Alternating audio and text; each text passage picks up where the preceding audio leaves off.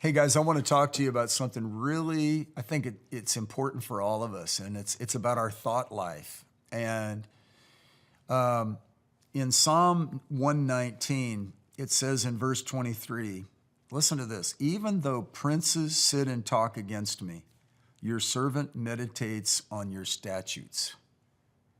Even though princes, people of significance, sit and talk backstab the writer of this psalm. He said, I'm not going to meditate on that. I'm not going to try to, what did they say? What were they implying? And that's a temptation, isn't it? Our society is so kind of geared toward belittlement and accusation and gossip and strife. It's crept into popular media it's heightened right now. Just a lot of trash talk, I mean, I saw an NFL player get a penalty for trash talking the official. And we know in marriage, life and death is in the power of the tongue. I mean, the way we raise our kids, words have power. Whoever said sticks and stones may break my bones, but words will never hurt me. What were you thinking, man? Words are powerful. But this guy is saying your word is more powerful than their words. And I'm going to let your opinion about me be my finalizer, my meditation, my primary focus. Yes, but what does the word say? And he says, even though princes sit and talk against me, your servant meditates on your statutes. Your servant meditates on your statutes. King David said this in Psalm 19. And I often read this as it's so good. And he finishes this amazing litany of things. He's talking about the power of the word, similarly to this psalm. The law of the Lord is perfect, restoring the soul. Psalm 19, verse 7. The testimony of the Lord is sure, making wise the simple.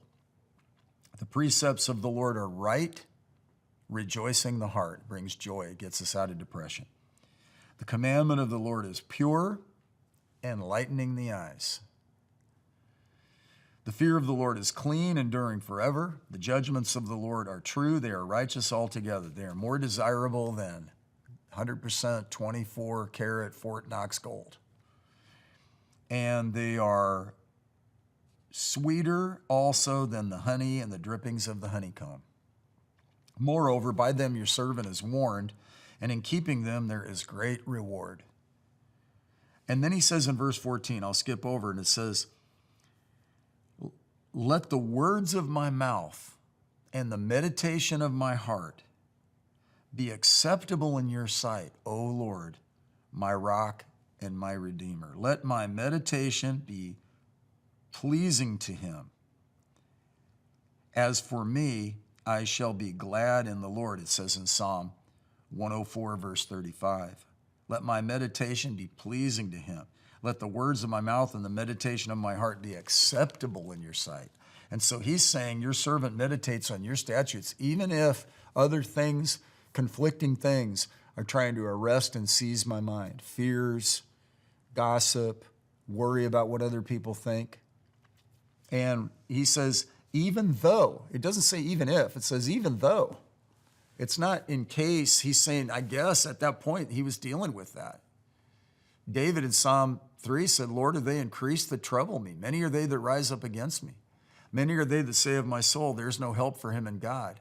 But you, O Lord, art a shield for me. You're the glory and the lifter of my head. And I think this is a glory and the lifter of my head reiteration.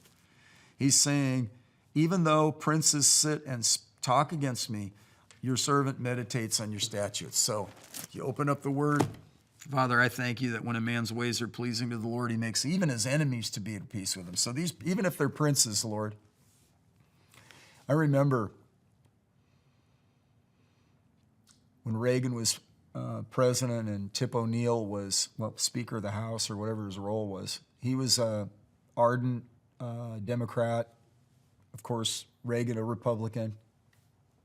They were friends, and uncommon friends. You know, they differed in most of their conclusions politically and socially, but there was embedded in that relationship respect and friendship. And I think that this is, you know, I don't care what anybody says about me. It's like, God, I'm trusting you. And oh, by the way, when a man's ways are pleasing to the Lord, he'll make even his enemies to be at peace with him. Walk in love. Proverbs 3 says, don't let kindness and truth leave you. Bind them around your neck. Write them on the tablet of your heart. So you and I, we will find favor and a good reputation in the sight of God and men. Let's go with that. God bless you.